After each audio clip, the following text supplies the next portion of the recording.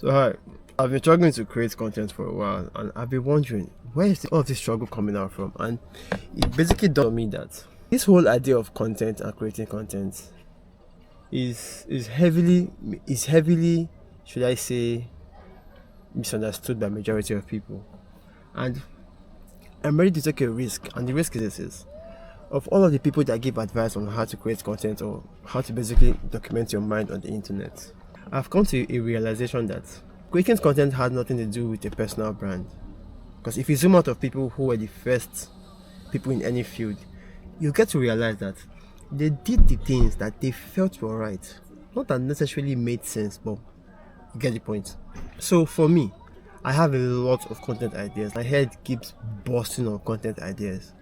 And to be very, very honest, I keep writing them down. Like I have pages and pages, Notion written down. And I've come to realize, and then whenever I try to say, okay, write them down, then as soon as possible, begin to develop this content. I've come to a realization that writing the content is super difficult for me because I can sit down and code, but the moment I try to write, I get a lot of problems.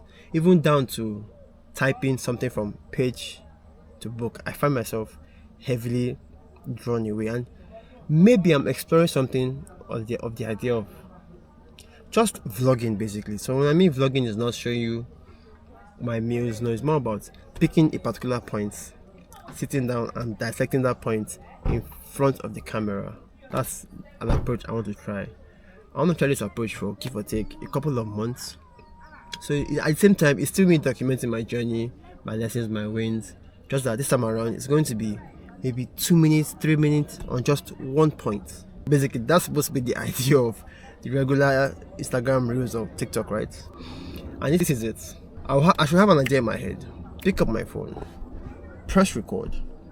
Then, when I'm done with the video, I should be able to repurpose it for Instagram and TikTok. Take out the fluff and trim it down to 90 seconds while still leaving some important points. Mind you, it's supposed to be one point, right? So, for example, if I have an idea of telling people talking about living authentically, I shouldn't have to go and bring a whole lot of write-up to talk about living authentically, right? When I talk about, because right now I had an idea of investment, financial investment, and I came to a conclusion that a lot of financial advice intentionally missing context. For example, I met with this very rich dude, very rich guy, millionaire in dollars, so imagine what he'll be in naira, right? And he spoke about how most billionaires have their investment in stocks, in the stock market, and the missing context is, and sorry, so you're telling people to invest in stock. However, the missing context is that if I want to invest in stocks, I most likely will need some very good capital, right? So because the return on investment in stocks is usually around maybe double-digit investments over 5 to 10 years. But at my current level, if I take about $5,000 and invest in terms of equipment, building an audience, and building leverage, building a business that has leverage, I'm pretty sure that in that same 5 years, I'll get complete turnaround. What I mean turnaround is up to 1,000%, triple digits, quadruple digits in terms of return on investment. So that was a very key point. At the same time, I have a cousin who is studying investment brokerage and promising me 30% on my investment, right? So that is per annual. And I looked at it, okay, if I put in 100,000 naira and I get 130,000 naira by the end of the year, that should look like it makes sense. But ironically, inflation right now, inflation in almost any country is completely going beyond the stock market or other investment portfolio. So it's kind of like makes sense to quote unquote look at how I can build a leveraged business, and when that leveraged business actually use it as a foundation for building my financial base, right? So this is going to be my kind of like so after studying a lot of financial advice, this is what I think should work for me. I should spend maybe 5 years building a leveraged business.